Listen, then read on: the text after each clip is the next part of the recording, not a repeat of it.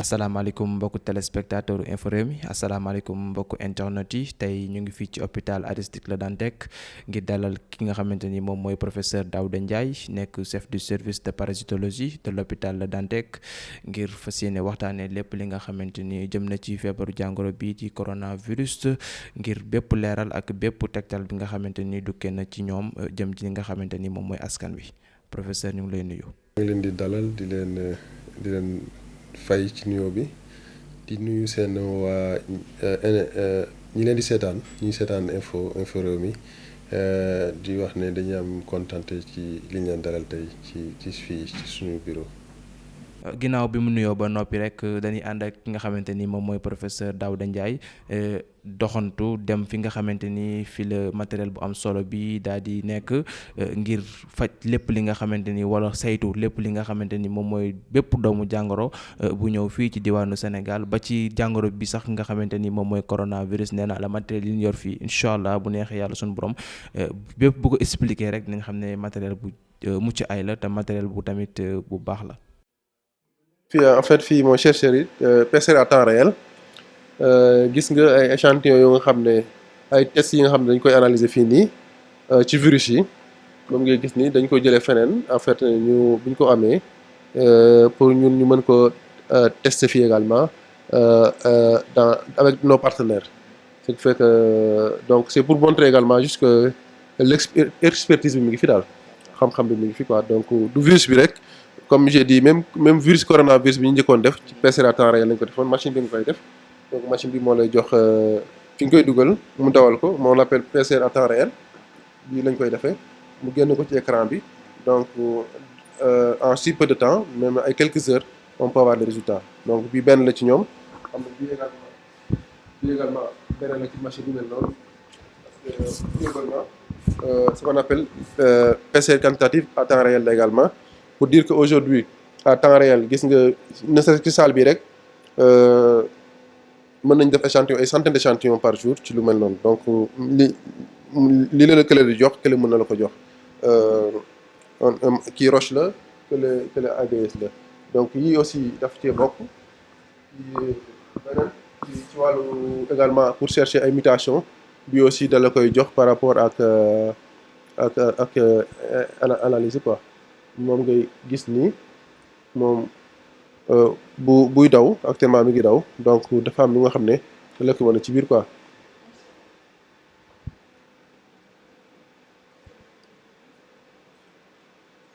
damay xool yoo xam ne def nañ ko fi ba pare pour xool na ay échantillons yoo xam ne amoon na fi.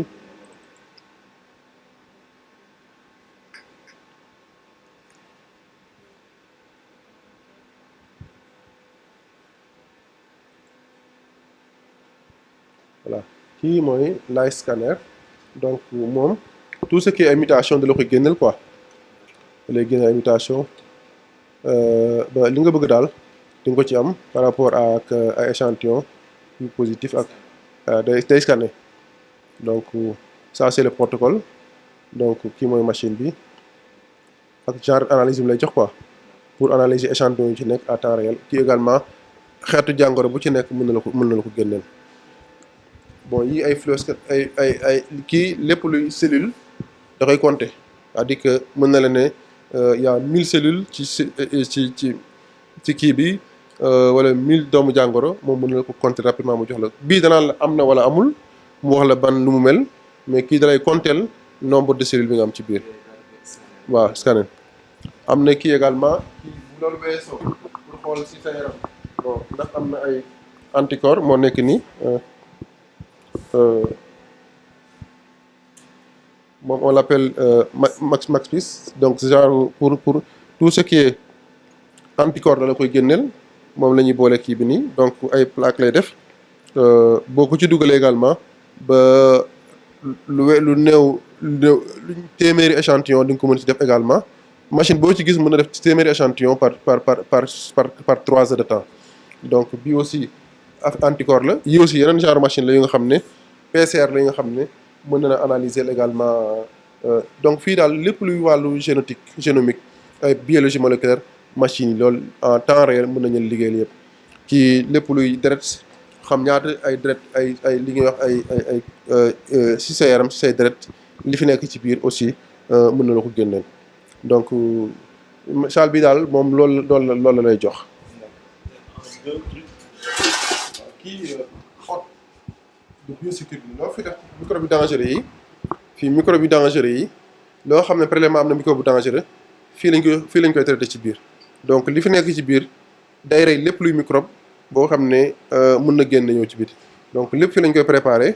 soo ko génnee genre on appelle otaflux liminaire wala loo xam ne la pour mun a am contamination également ci biir.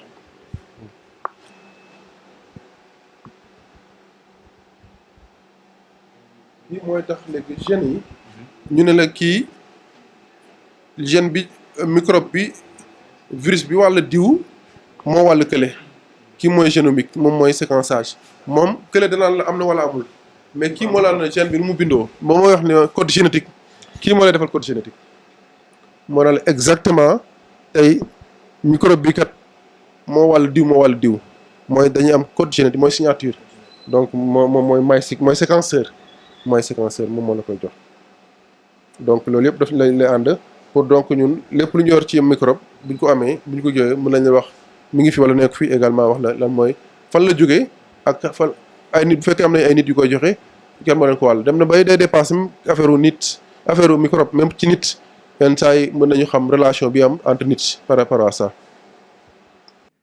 waaw parce que bu loolu weesoo dama jiite li ñuy wax centre de recherche et de formation sur la génomique des maladies infectieuses bu nga xam ne Université Dakar ñoo ko ci la basé wu jiite également kuréel yu bëri ci Afrique buy xeex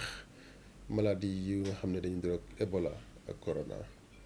donc dama ciy liggéey lu ëpp juróom-ñetti at bu weesoo sibiru bi parce que sibiru bi lañ ma gën a xamee parce que ci laa tàmbale ci laa liggéey ñaar fukki at yu mujj yi mais depuis Ebola ñëw avec ndimbalu Banque mondiale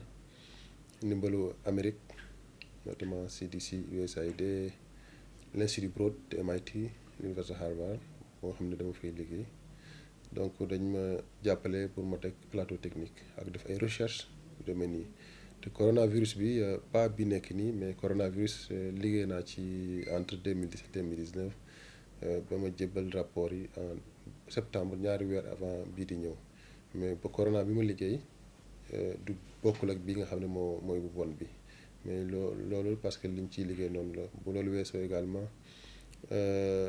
université également ci wàllu recherche tey dama bokk ci mën naa ne maay ki ko taxawal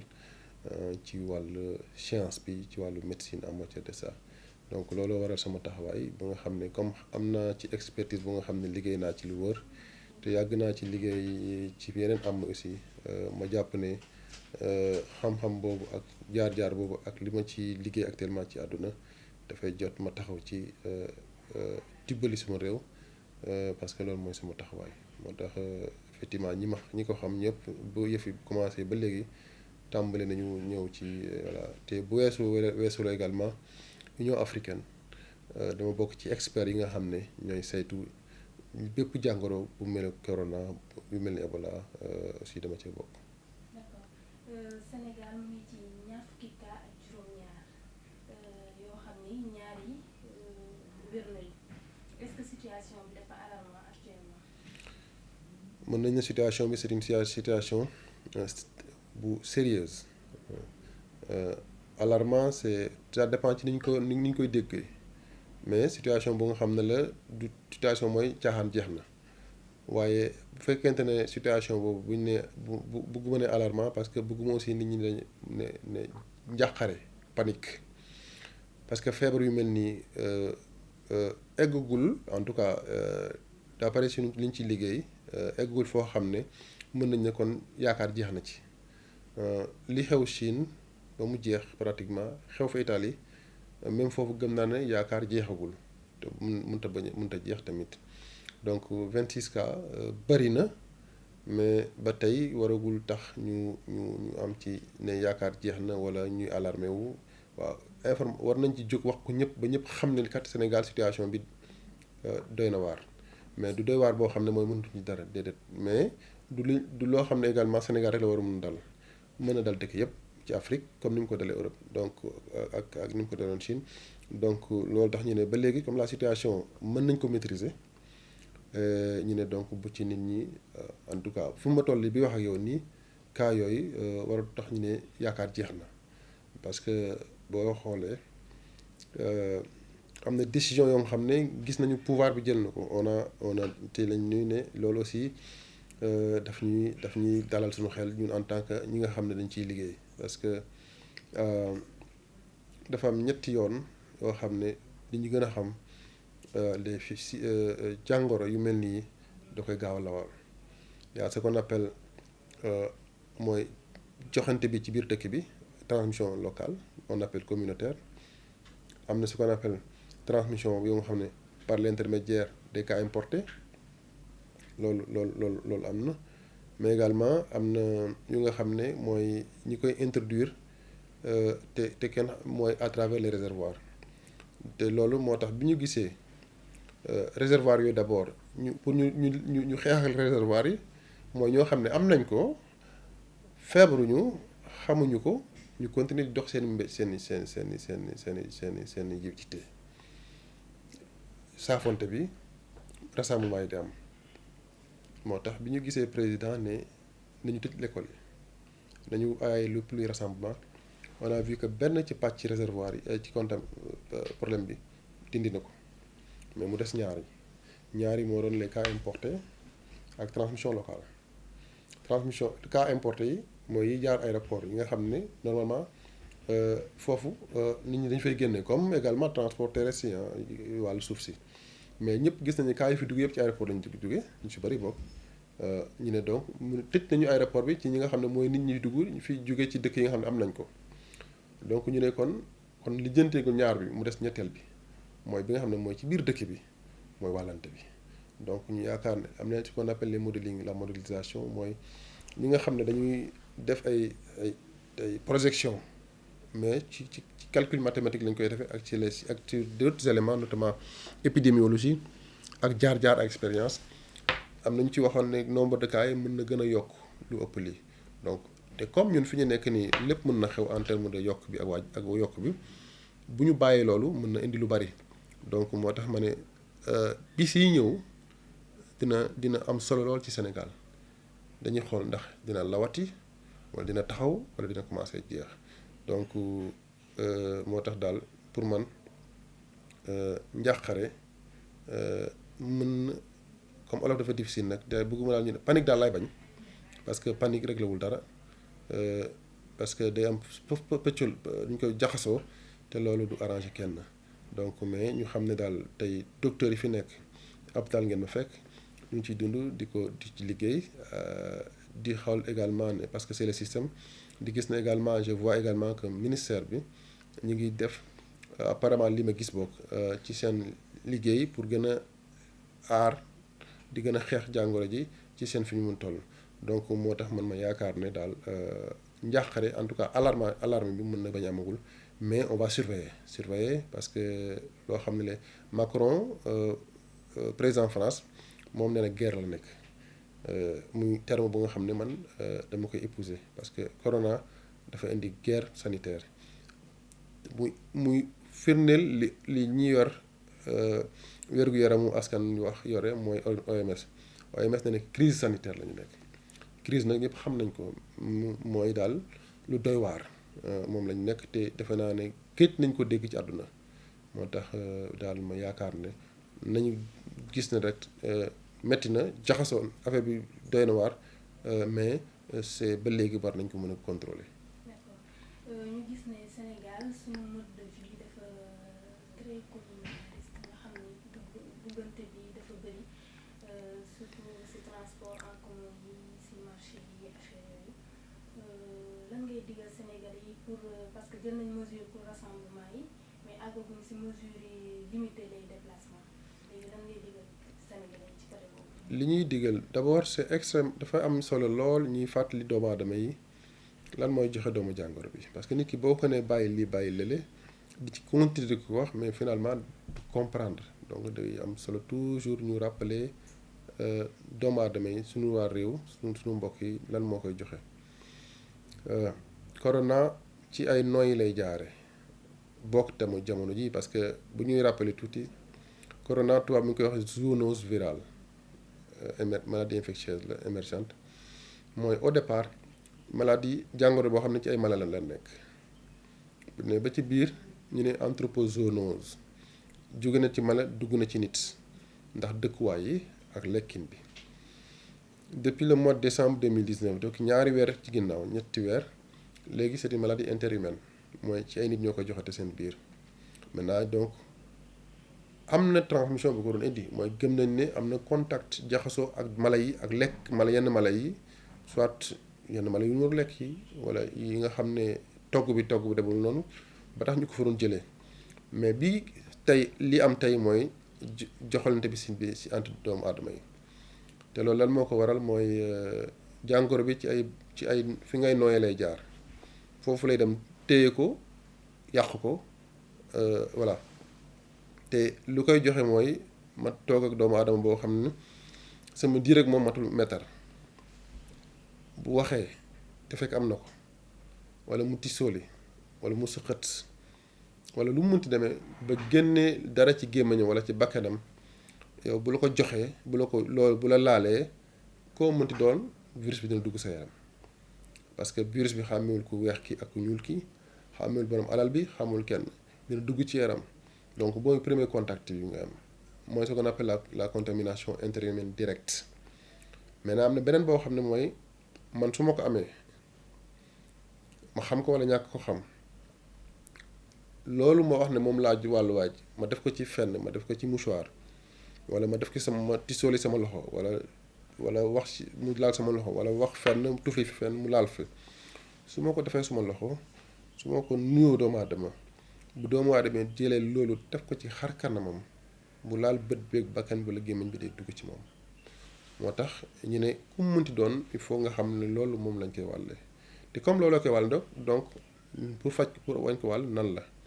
moo tax ñu ne bu fekkente ne jamono ji ñu toll nii mooy lépp loo mën a moytu mooy fu nit di bare parce que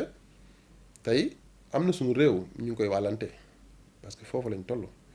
kan moo ko am ko amul xamuñu ko parce que virus bi dina toog ci sa yaram ay ñaari bis mooy 14 jours en moyenne mën na nekk mën na yées comme mën na ko ëpp bu ko weesoo mën na feeñ sa yaram comme mën na bañ a feeñ sa yaram mën na feeñ indi feebar bi comme mën na bañ a feeñ parce que dafa am doomu aadama yu nga xam ne seen yaram am na doole boo xam ne mën na xeex lépp lu dugg ci ñoom microbe am lu ñuy wax barrière yu nga xam ne mooy xeex mooy lu ñuy wax immunité am na façon immunité yu bari mais ñaar yi nga xam ne moom la ñu gën a ràññee ce qu'on appelle la réaction cellulaire et la réaction humorale cellulaire bi mooy dafa bu microbe duggee am na yuy daw gàttandu ko ëmb ko pour buñ ko mënul rey it ñu téye ko foofu ba yaram bi développé ay anticorps ba ñooñu mën a ñëw rey ko ci biir da ngay gis na donc loolu dafa laaj benn yaram bu taxaw moo tax mag ba benn âge bi sa yaram mënatul développé loolu wala xale bi soog a judd amagul kàttan boobu mais tout digg ndaw koo xam ne aussi amul benn feebar boo nga xam ne mi ngi sa yaram boo xam ne maladie chronique lañ koy wax wala beneen maladie parce que lépp luy jàngoro bu duggee si yaram bi dina ko xeex bu koy xeex nag am beneen bu dugg day gën a metti ci moom donc ñooñu dalee mën na leen sonal ñu am ko mais am na ñoo xam ne donc bu sa yaram dëgëree mën nañ ko bañ a feeñ ci ñoom donc ñooñu on les appelle les porteurs asymptomatiques les réservoirs mooy am nañ ko dara feeñu seen yaram xamuñu ko te ñu ngi koy joxe ki gën a yomba xam mooy ki feebar ki kooku moom tout de suite nañ koy mettre en quarantaine mais malheureusement am na ñuy dox suñu ñiir xamuñ moo tax ñu ne la foo nuyoo nit am na ko amuloo ko da ngay raxas sa loxo bari ngaa def sa maintenant li ñu proposé man en tout cas moi ce que je propose ñu bàyyi nuyoo bi ab diir la rek comme dañ ne lii bokk na ci li koy joxe te tey loo xam ne mën na yàq économie mën na yàq kër mën na yàq parce que tey bu ñu la nee da nga am corona dañ lay mettre isolement wala quarantaine en fonction si sa état mais bu ñu la mettre isolement quarantaine bu deekee yow da ngay xëy di liggéey tous les jours ci li ngay daan sa doole mais boo liggéeyatul sa njaboot du dund donc te loolu c'est obligatoire loo xam ne la ñëpp a ko war def donc moo tax képp ku ne moytu ko parce que bu dul dara sax dina bu weesoo ci plan sanitaire dina mën a fexeel nga jàppal sa njaboot donc moo tax ñu ne pour aar si fexeel ba yow koy tendateel booy wax ak yow ne dar di dand ko 2 mètres mooy di la ko jox bu ko nuyu it wala boo mënee ba dem ba rus nga wala mënoo nuyoo it immédiatement raxasal sa loxo ak saabu bala ngaa def sa loxo sa xar kanam wala boog bu la saabu jegeñul ak ndox nga jël li nga ce qu'on appelle gel hydroalcoolique pour raxas sa loxo autant que possible bu fekkente ne da ngay dem ci ay places yu nga xam ne ay nit a fay du booloo nga bañ faa dem wàññi say tànk ba situation bi passé wul bu dee transport en commun la buñ ci mënta bañ a dugg parce que il faut loolu la ñuy dugg bu ñuy dugg fu boobaa li may laaj mooy li may wax mooy nit ñi dañ sol seen i masque parce que comme waa ji dañuy tàncaloo mën na du sax mètre ay moyen mètre la te man mën naa ko am man xawuma ko yow mën nga ko am man xawuma la mën nañ ko wàllante donc man au départ on disait que ñi am feebar bi dañu tal masque mais léegi fépp fooy dem te xam ne mënoo fa bañ a dugg muy fu nit ñi di dajee te tàccaloo am fa takkal say masque muy comme également kër docteur comme fi ngeen fi gis nii bu ñu génnee nekk ci maladie dañuy sol masque yi parce que xamuñu ñi ñëw ñan lañu donc loolu mooy li may diggal Sénégalais yi te également di leen gën a ñaax ci Sénégal dañoo set mais set bi dafa laaj saabu ak leneen lépp li nga xam ne yaakaar nañ ne mooy génn ci mbedd bi di tufli wala tisooli comme ça say loxo wala et cetera nuñ ko mën a bàyyi ñu bàyyi ko parce que day gën a trompe affaire bi di wax également bu loolu weesoo également am nañ lu ñu gis ne président Macky Sall def na ko mooy li ma wax léegi par rapport ak fermeté des frontières mais également bloquer rassemblement yi mais loolu c'est extrêmement important mais bu ñu transférer école yi ci mbedd bi mooy lan mooy xale yi nee nañ jàngeetuñu jamono ji ñu nekk fexeel ba sa doom bu mu génn ci biti bokk bu fekkee dafay dem pour foofu ji parce que mën na ko jëlee ci biti indi ko ci kër gi donc ce qui est important mooy xale yi jànguwuñu génn nañ mais bu ñu leen yóbbu ci mbedd bi ñu nekk fa aussi c'est comme si ñu ngi jàng te loolu la ñuy bañ mu am donc loolu daal mooy xam ne mën nañ ci wax lekk gi aussi nañ ko gën a setal rek parce que lii moo fi nekk comme moyen de transmission mais mën na comme dugg na fi mën na jaar ci leneen suñu relation ak mala yi ñu xool ko set bi ju koy yokk te lépp luy lekk yàpp wala looy lekk lu ñuy togg na nga ko togg ba mu ñor xom ba nga xam ne foofu microbe du fa dund loolu daal mooy ci gàttal li nga xam ne doomu aadama war nañ ko def état aussi continuer ci dimbali bi ñuy def par rapport ak prévention collective bi parce que bi ma gën a insister man mooy la prévention individuelle mooy nit yi nga wax mais yàlla prévention collective bi nga xam ne état bi nga koy def donc on salue ñu ngi koy saluer mais di wax ne lépp war a booloo kii dem te fi may daanle mooy képp koo yëg ne sa yaram dafa jagadi am maintenant lu nduróog loolu te lu nduróog loolu mooy sa yaram tàng wala ngay sëqat wala nga soj sa put bi di xasan wala muy metti wala sa yaram bi di metti wala biir yi di metti ak yu mel noonu lépp luy nduróog yu mel noonu neewuñu ku ko am loolu ku am loolu da nga ko am déedéet mais bokk na ci misaal yi li ñu lay wax mooy da ngay jéem a d'abord yow moytoo saafoon rek sama njaboot téye sa tànk sa kër woote ministère de la santé bokk ñoom ni ñu ko expliqué waa ministère ñoom am na numéro yi nga xam ne ñoom bu ñu foofu amee dinañ leen yónnee koo xam ne dina la xool parce que li ñu bañ mooy nga yaakaar na nga jël sa tànk dem l'hôpital booy dem hôpital di nga resante ak ay nit di nga dugg ci car di nga dugg ci taxi di nga ko fa bàyyi di nga contaminer ñu bari donc pour éviter ça ñu ne la toogal ba ñu ñëw ñu xool ban dispositif lañ la def ba yóbbu la ba defal leen analyse parce que analyse kese nag moo mën a confirmer diwkat am na corona wala amu ko. ñëpp xam nañ ni Sénégal am nañ ay médecins yu xarañ waaye suñu pratique médicale yi demee noonu ban xalaat lañ am ci cas yi nga xam ni éventuellement mën nañ ko détecter ci biir région yi pour mën a contenir épidémie bi. waaw bon bu ngeen xoolee organisation mondiale de la santé ni yor waajur wér gu yaram teel nañu averti ne nañ Afrique waxul Sénégal rek Afrique amuñu doole ci koppar amuñu plateau amuñu infrastructure lu mën a tax ëllëg bu corona bi eggee fenn fi ñu mën ko attan moo tax boo xoolee xeex bi yëpp dafa war nekk ci prévention mooy aar doomu aadama ba duñ ko am parce que bu tolloon ba tey fi toll Italie nii Italie pays développé la ñu ngi woo wàllu comme ñooñu ñooy woo wàllu bon ñun ñi nga xam ne suñu loxo jot suñu ginnaaw fu ñu jëm donc parce que même buñ ko bëggoon it doole gi du matale donc aujourd'hui effectivement il faut dire que corona du rek hôpital lañ koy jëlee en charge même dans même cas yenn yi mën nañ ko fajee kër ga en fonction isolement bi ak lu ñuy suivre traitement bi par rapport à ça cas grave la ñuy yóbbu ñuy gérer en réanimation yi dem noonu mais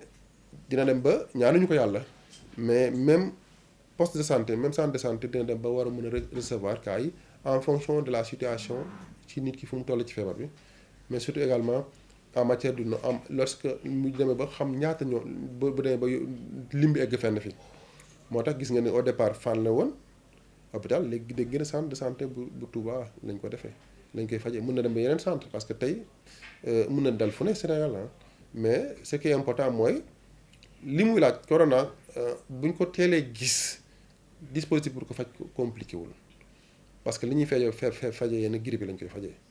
parce que tey amagul garab bu ko faj bu ne bu ko faj mooy bu li ñuy aussi foofu nañu bàyyi bu ñu def amalgame dañuy wax faj pour rey doomu jàngor bi ak faj pour aadama bi ce qu'on appelle le traitement étiologique ak le traitement symptomatique traitement étiologique mooy pour rey doomu jàngor bi garab boobu amul fenn ci àdduna virus bi koy aar it amagul astafurlah vaccin bi koy aar it amul fenn ci àdduna mais yaa ce qu'on appelle le traitement symptomatique mooy looy jox doomu aadama yi pour ba loolu di génn ci moom muy ay li koy sonal muy yaram bu tàng beeg mooy sëqat beeg mooy dënn bi di nga xam ne mën na dem ba loof ba rey ko traitement boobu bu ñu la ko joxee dinañ la mën a fexe ba nga mucc mais tout dépend rapidité bi ngay am pour woote parce que nag le personnel médical sénégalais am nañu xam-xam macha allah boo xam ne am nañu lu ñu gànnaawoo ci xam-xam pour mën a xeex yu mel nii donc pour nit ñi xam ne aussi loolu mi ngi fi ñaanuñu yàlla mu egg si fi nga xam ne dañ dem ba amatuñu sax dispositif sanitaire yi nga xam ne dañ leen mën a recevoir parce que Afrique amul doole te tubaab bi fu mu toll nii tal leen seen bopp ce qui fait que may gën a dalal xel yi par rapport à ça et ñu continuer combat bi que amul lépp da ngay moytu lu bari. situation bi gis nañu ñu commencé déstabiliser wu en Chine ñaata temps approximativement la ñu mën a wax ni d'ici la feebar bi dina jeex ci àdduna. kenn mënu la ko wax parce que si vous me le permettez ñu woyal di laaj rek gis nañ liggéey bu am solo bi nga xamante ni yaa ngi koy def ci wàllum réseaux sociaux yi di sensibiliser ñi nga xamante ni moom mooy askan wi fan yu weesu yu néew ki nga xamante ni moom mooy ministre de la santé dànkaafu na askan wi ndax ay information yoo xamante ni teguut ci yoon wala leerut comme dànkaafu ñeneen ñi tey ñu am ay cas yoo xamante ni dañ leen di wax ay cas suspect ñi ay cas contacté la ñi ay cas infecté ñu bëggoon nga indil ñu ci leeral ci cas yooyu kañ la ñuy wax ne nit ki kat cas suspect la wala cas infecté la wala cas contacté. waaw bu nit ki amee si doomu jàngoro bi kooku on l'appelle cas confirmé te confirmé bi mooy laboratoire bi jël nañu ay li nekk ci yaramam ba jël analyse yi def ko ne gis nañ ko boobu moom la ñuy wax cas confirmé ñenn ñi ne positif ba tey benn la un cas positif confirmé wala positif mooy doomu jàngoro bi am nga ko feeñ na feeñul ci yow am nga ko nit bu ko amee ba pare bu fekkente ne leer na ne am na ko wala leeru ko woon mais bis bu ñu demee ne gis nañ ko ci moom dañ naan képp ku nga xam ne ba bi mu koy laal bi mu koy jege na ko moom laa wax léegi bu nit jëlee ne dafa feebar jaar ci yoon bi day dem bu laalee doomu aadama mu jege la wala ngeen tooganoo nii ci benn foo xam ne dañ ne woon néeg bi kat man am naa ko ñëw nañ def reportage yéen ñëpp ay cas contact ngeen di doon cas mooy jege naa leen laal naa leen wala laal ngeen lu ma laal man ce sont des cas contact mais surtout contact par rapport à un environnement contact c'est par rapport à un environnement ok ñooñu nuyu naa leen wala jege naa leen fenn fi et cetera cas contact la mais cas contact ne veut pas dire que cas confirmé la mais donc un cas contact est peut-être un cas suspect d'abord un cas suspect ñooñu il faut ñu suivre leen xool lañ am il y a un cas suspect qui peut ne pas faire partie du cas contact mooy man mën naa nekk bañ a nekk fenn man si mën na ko fenn ma woote ne man ñu xool ma feebar wala ma yaakaar feebar ñu ne cas suspect la donc un cas contact est également un cas suspect donc bu ñu nee cas contact la mooy laal nañu wàcc kooku il est en même temps suspect mais ba tey confirmé ni am na doomu jàngoro bi mais un cas suspect mën na bañ a nekk un cas contact parce que xamuñu kan la laal ak mu laalul c'est un cas isolé mu nekk fenn kooku muy cas contact muy cas suspect il faut que ñu xool leen ndax amuñu doomu jàng dañ leen di suivre ñooñu ngay dégg ñeneen ñu ngi leen di topp bu diiru fukki fan ak ñeent parce que jàngoro bi yaakaar nañ ne balaa muy génn ci yow dina def minimum fukki fan ak ñeent même si aujourd'hui il y a des données qui prouvent que mun na yées que mun na ko yokk mais li ñëpp d'accord en tant que scientifique ci àdduna mooy fukki fan ak ñeent la donc ñooñu dañ leen di topp ci diir bu weesu bu toll noonu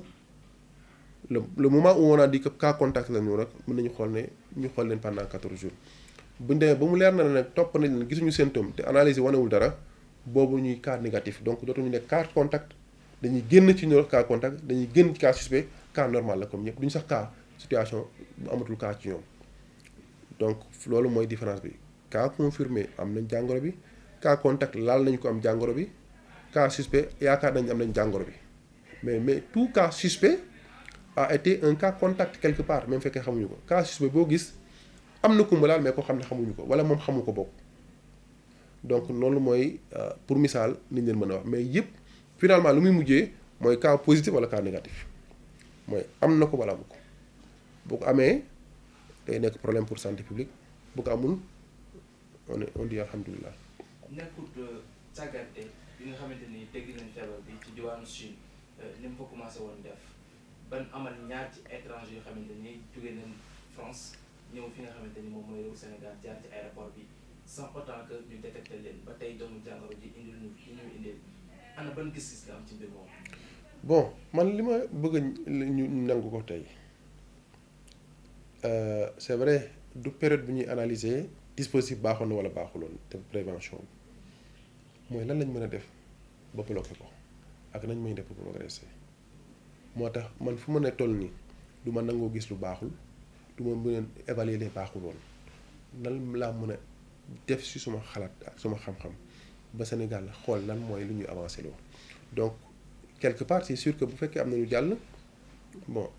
am na fu mu jaar comme man xaw ma dispositif mais gëm naa ne dispositif amoon na mais nu mu mooy c'est foofu la jaar mais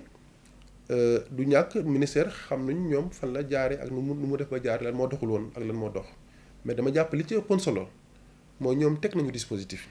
yéene gi ak volonté bi mu ngi foon ak jëf nañ ko tamit mais un dispositif n'est jamais parfait dispositif boo xam ne leer na ne lii dara du ci xew amul mais mën nga ko renforcer di ko renforcer chaque jour di ko yokk ba mu leer na di nga ko wàññi loolu mooy li nga xam ne mën naa ko ci wax mais on va suivre nag daal li tax ñu tëj aéroport yi mooy wane ne donc c'est que ça ne marche pas dispositif bi doxul woon ni ñu ko bëggee bokk parce que même bu doxoon mais am na ñu jàll parce que bu jàll amee jàll rek mooy am na foo xam ne rek mën naa woon problème mais le fait que ñu tëj ko day régler tous les problèmes et ñu focaliser sur l'essentiel. ngay liggéey ci kër docteur ñenn say naataangoo tey nekk ak ñi nga xamante ni ñoom ñooy malade yi ndax dispositif bi war ci wàllu équipement ci wàllu matériel état du Sénégal bi def na ko. waaw mën naa ne waaw parce que moi je rappelle toujours que Sénégal amul doole parce que nit ki aussi da nga koy teg lu mu attan muy Afrique nañ ne Afrique amuñu doole li xew Sénégal moo xew feneen boo xoolee même maa ngi déglu France ku nekk nañ ne ku nekk ku mën a jàppale nga jàppale gis naa tey moo tax may sant ñi nga xam ne joxe nañ exemple Sëñ Muntaxa li mu def exemple la 200 millions bu ko borom alal yëpp si defoon Sénégal ñi am ñëpp parce que tey état nañu xam ne du man du yow état Sénégal rek la ku ci nekk bay ci sa waar man li may def nii sama waar laa ciy bay parce que xam naa ko war naa ko def te mën na lijjanti lu bari sacrifice la bu may def pour sama réew xaaruma ñu woo ma ci dara xaaruma ñu jox ma ci dara non dama koy sacrifier pour mu loolu la keneen di def ñeneen def nañ ko donc ce qui fait que doy na ak doyul tey aujourd'hui dañoo am li nga wax une unité nationale gis nga guerre bu ñu fa toll la bul xoolati ku la neex ku la neexul ku liggéeyul ku liggéey sa yoon bu mu ci nekk xam nga leen toppatoo yow loo def pour guerre bi jeex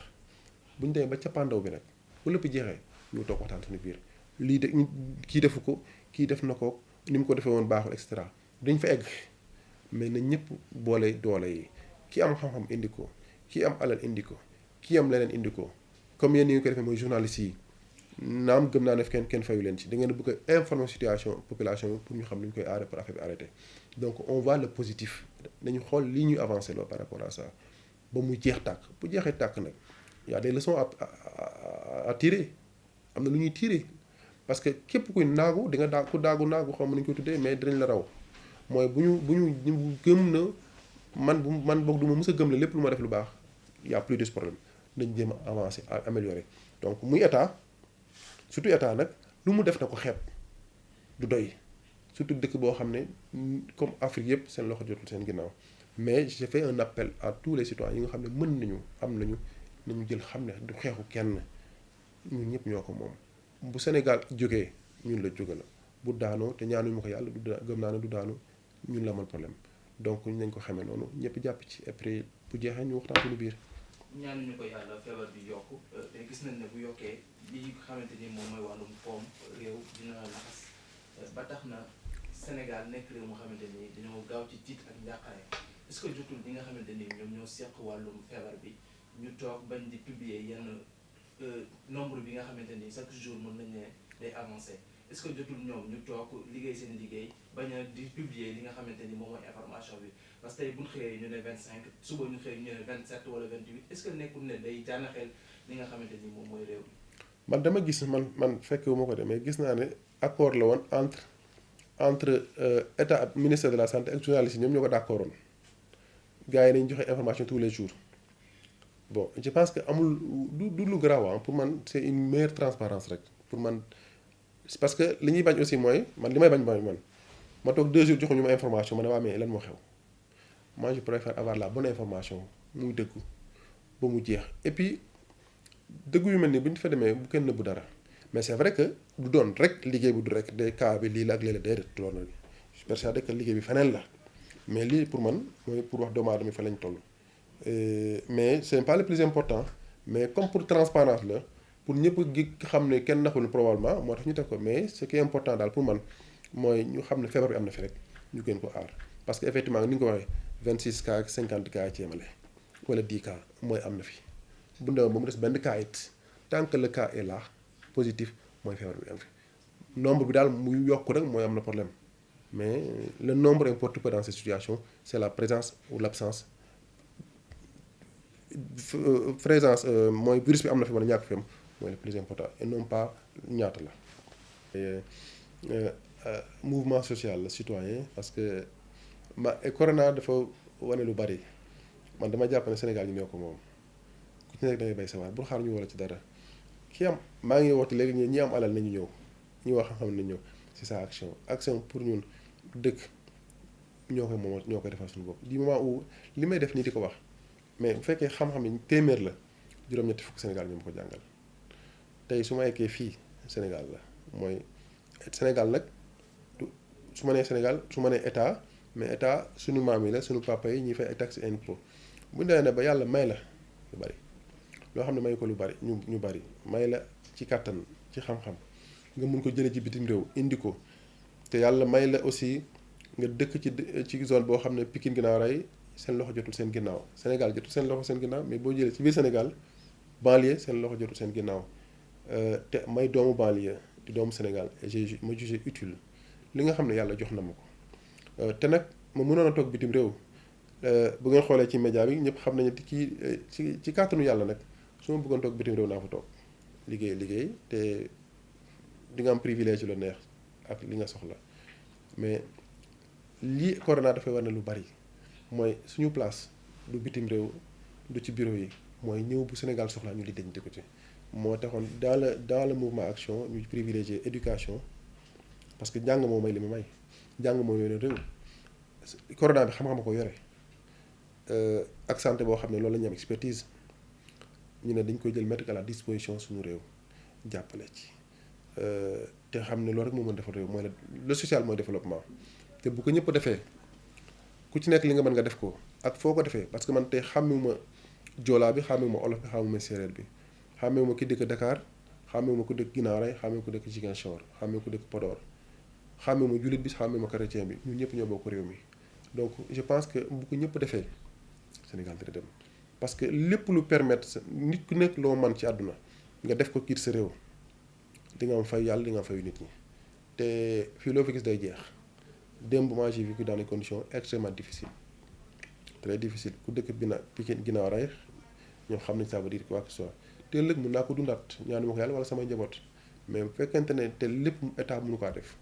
keneen mënu ko def ma ne mën naa ko jël dox ko moo tax nag ma jël sama tànk di wër Sénégal di dimbali doomu aadama yi parce que loolu mooy la seule voie faaw sali bi loolu rek la leneen lépp nag pour moi c'est le plus important et surtout que bon ñenn ñi da ngay gis ne très souvent wax dëgg yàlla seen taxawaay dafa xaw a rafetul bu ñii di defar ñi ngi dund ci nit ñi bon ñu ne ñun dañu joxe exemple pour que déjà bu rekkee suñu alal la boo xam ne doomu aadama joxuñu ko yàlla ñu may ñu liggéey ko am ko di ko ci dugal bu ko ñëpp defee lu bëri dina lijjanti ci et c'est pourquoi on a créé le mouvement action. Professeur Daouda Ndiaye nekk chef du service département parasitologie bu hôpital de Dantec ñu bàyyi la rek nga tàggatoo ko mbokk téléspectateur waaw di